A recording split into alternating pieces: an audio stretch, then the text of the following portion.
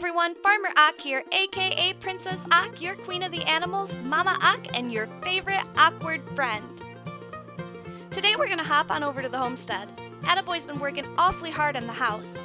Well, he does his best anyways. While he's doing whatever that is, I'll be taking you on an exciting adventure. Today, we begin our journey into owning pets in Farming Simulator 19. We're gonna be taking an in-depth look into being a puppy parent, everything you need to know about the doghouse, and as a special treat, we'll teach you how to make your dog play fetch. But remember fam, if you find yourself liking this video, or if it helps you out in some way, be sure to drop a like and consider subscribing to the channel. This helps out our channel monumentally. Toggle the notifications if you want to know every time we post a new video, and leave us a comment if you have any questions or know something that we don't. We want to hear from you. This is actually my very first YouTube video with the Attaboy channel and in general, so please excuse the hiccups along the way. We're going to start off by purchasing a dog for a number of reasons. 1, because it's first on the list, 2, because it's the cheapest, and 3, because dogs are super cute. Aww!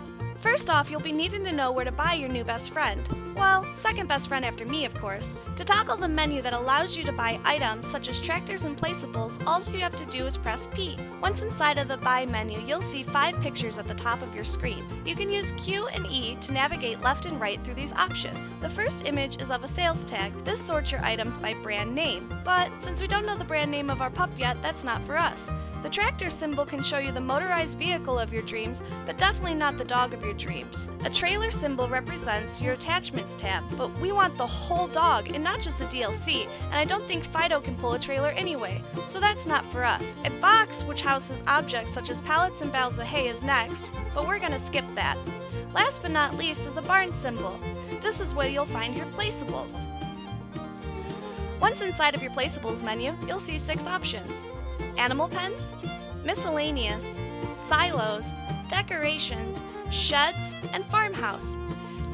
You might want to place your farmhouse first since you'll be wanting a place to hang your hat and rest your tired feet after a long day on the farm. However, if you already have a home, or if you're choosing to bunker down with Fido in the doghouse instead, skip that and head straight to the animal pens menu. You'll see a number of options, but for now, let's pick the doghouse. The standard cost of the doghouse is 2,500 euros, but depending on the type of terrain you place it on, it could wind up costing you a bit more in places where the ground would appear to need leveling. In addition to its purchase cost, it has a daily upkeep of 5 euros. That's not terrible, but since we want to keep our farms profitable, it's something that we want to keep an eye on. Let's assume this money goes towards the daily cost of feeding our pup, and that we can easily say is money well spent. If you're looking for justification on the cost, just think of how much fun you and your second best friend Fido will have romping around the homestead. You can spend hours playing with your new pup, giving him gentle loving pats and watching him roll over. If you're a solo farmer who's had your fill of flipping through the fine farmers on Farmers Only, you may even enjoy the company of having your new companion follow you around the homestead.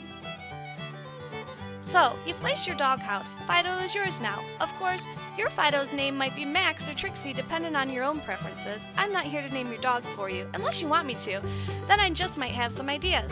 Just remember, you can't buy more than one doghouse, so when you're naming your one and only pup, choose wisely. Now that we have Fido, what exactly can we do? First of all, let's make sure our little guy has some food. Walk up to his food bowl and press R and it will fill with food. Fido will then run up from seemingly anywhere to get a meal. In fact, you can do this over and over and over again and he'll never get full. He's a bit of a bottomless pit. And there's no additional upkeep costs to feeding him over and over and over again. Now that his belly's full, let's go over how to pet Fido. You can walk up to him and press R to give him a pat. If you're too close to his food bowl, it will fill instead and he will ignore you and have a bite. But if you're far enough away, giving him a pat will result in a cute animation of your dog rolling in the dirt. Now that we've bonded with Fido, let's go for a walk. Remember, he'll need to trust you a bit before he does this, so if he doesn't do it right away, try feeding and patting him a bit more. Ready? Alright, now approach your pup while looking at him and press F. Now that you've gotten Fido's attention, he'll follow you just about anywhere. You can press F again to get him to stop, and he'll eventually make his way back to the doghouse.